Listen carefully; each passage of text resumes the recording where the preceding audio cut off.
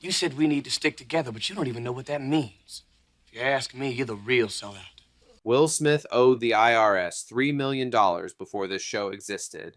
Assets seized, career stalled. He took Fresh Prince because he had no other option. And the man who saved him, on screen and off, whispered 3 words in his ear after the most important scene of his life. That story is at number 1. Before we get there, think about where you were when that theme song came on.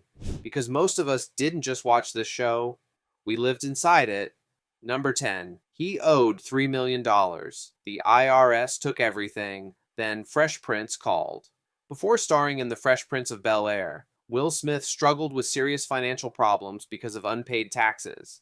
The IRS seized his assets, leaving him in need of a fresh start. He was 21 years old, Grammy-winning rapper, already famous, and completely broke.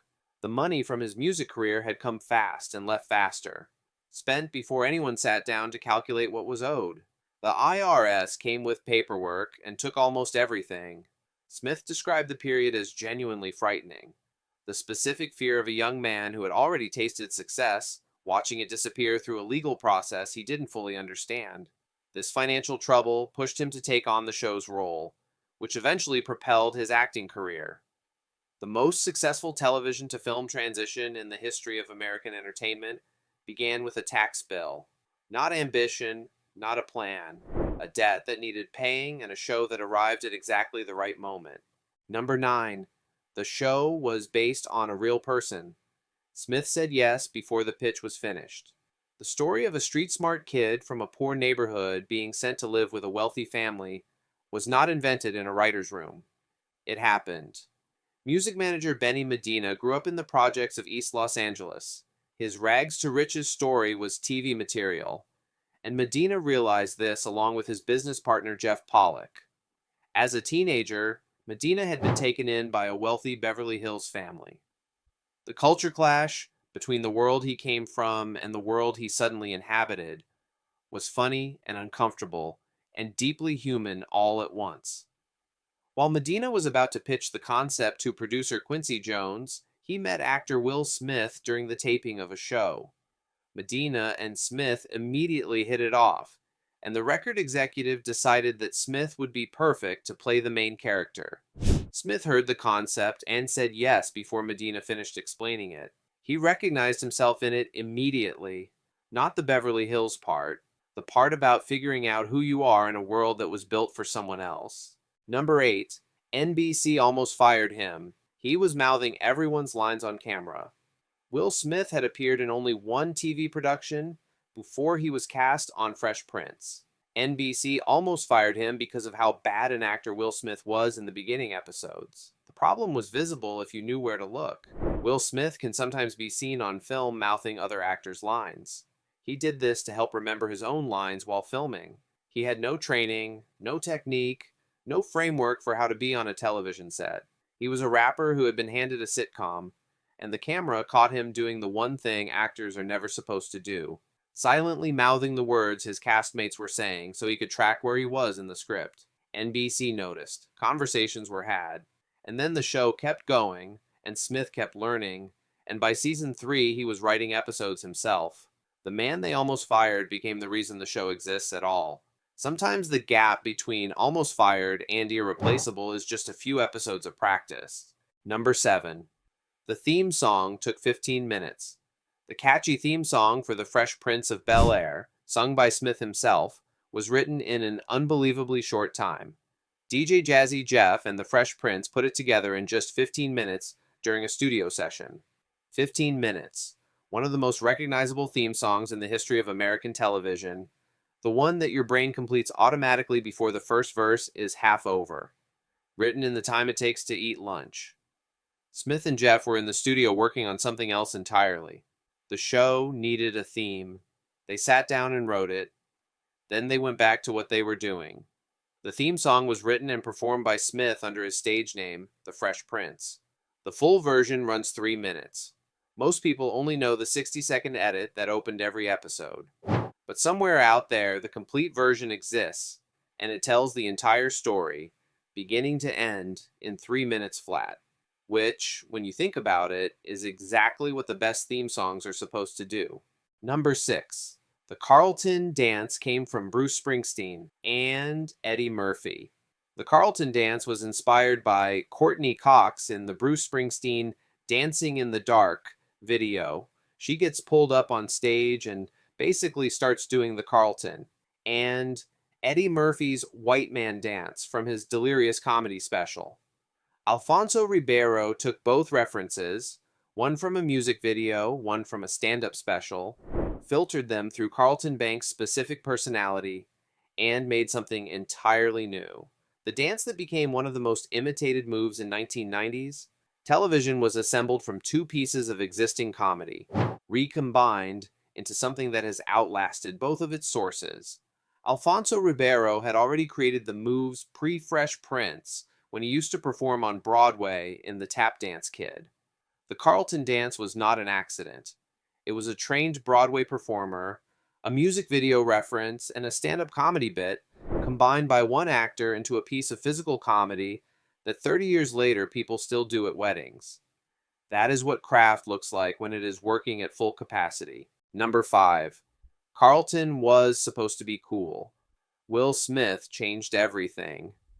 Carlton was originally designed as a cool character until Smith stepped in. In the original conception, Carlton Banks was closer to Will. Charismatic, street smart, someone the audience would root for in the same way. Will Smith read the character and immediately understood the problem.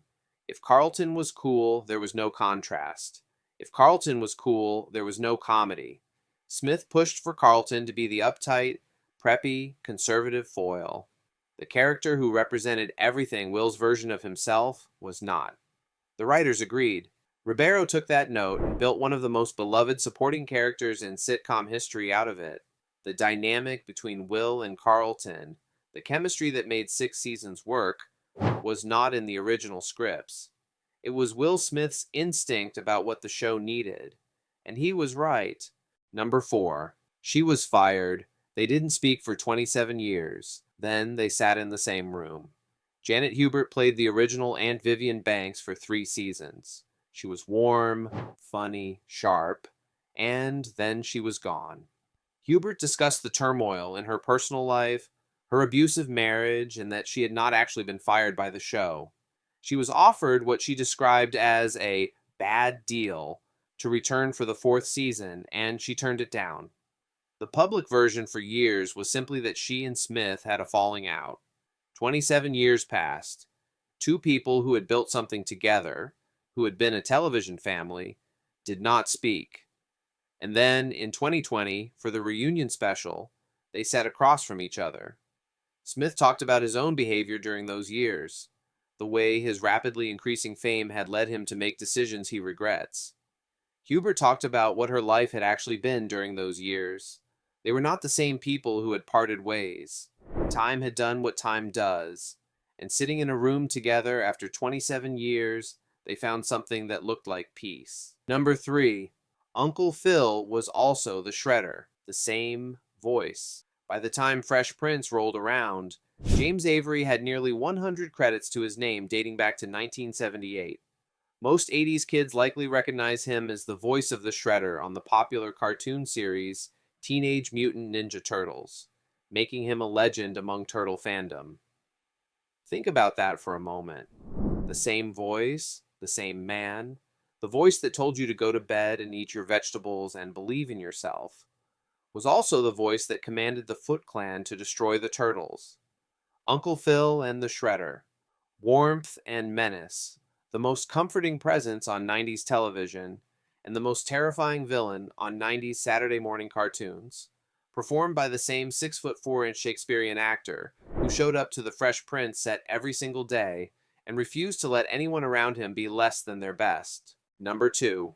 He flubbed the line. Avery stepped in. 3 words, changed everything. Season 4. Episode 24. Will's father returns after 14 years, promises everything, leaves again, and Will, standing in the Banks' living room in front of a live studio audience, begins the speech. Will Smith recalled the moment at the Fresh Prince reunion. I messed it up in front of the audience and my mind snapped.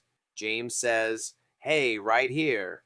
And he says, "Use me. Get yourself together." And I get it together, and he says, "Action." Avery called action himself, not the director.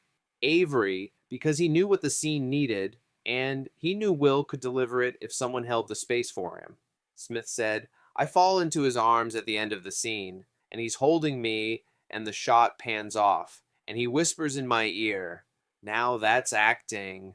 3 words, whispered, while the cameras were still rolling, while the audience was still in the room. A 6 foot 4 inch Shakespearean actor who had nearly 100 credits to his name, telling a young rapper from Philadelphia who had almost been fired that he had just done something real. The scene that ended up in the episode was the one that almost wasn't, and it became the most beloved moment in the show's entire run. Number 1, "You Are My Son." He posted it 11 years later. Because some things need saying again. James Avery died on December 31st, 2013. He was 68 years old. He had spent 6 years as the most important professional mentor Will Smith ever had, pushing him, holding him accountable, refusing to give him an inch, and then holding him through the most vulnerable scene of his life and whispering 3 words into his ear. Smith cried at the reunion special describing it. The cast cried watching him, and then life moved on, the way it always does after someone irreplaceable goes. In May 2025, Will Smith posted the final scene of the show on Instagram, the scene where Uncle Phil tells Will, "You are my son. End of story." Smith captioned it, "This was 29 years ago. Grateful every day for the family I found through Fresh Prince of Bel-Air. The man who owed $3 million to the IRS, who was almost fired in season 1, who mouthed his castmates' lines on camera because he didn't know how to act, who flubbed the most important line of his career in front of a live audience, and was held together by a man twice his size who whispered 3 words in his ear." 11 years after Avery died, Smith posted the scene where Uncle Phil calls him his son. Because some things need saying out loud again, even when the person you are saying them to is no longer there to hear you. Because love does not expire when people do. In the comments, one person wrote that our "I don't want to lose you" cut a little bit deeper, knowing the great James Avery ain't with us no more. That is the Fresh Prince of Bel-Air. Tell us in the comments, is there someone in your life who showed up for you the way Uncle Phil showed up for Will? Not a parent, not a teacher, just someone who looked at you and decided, without being asked, that you were worth believing in. You don't have to name them. Just tell us they exist. And if they are still here, maybe tell them too. And if you want more of this every single week, subscribe and hit the bell. We are here every Tuesday, Thursday, and Friday. We will see you in the next one.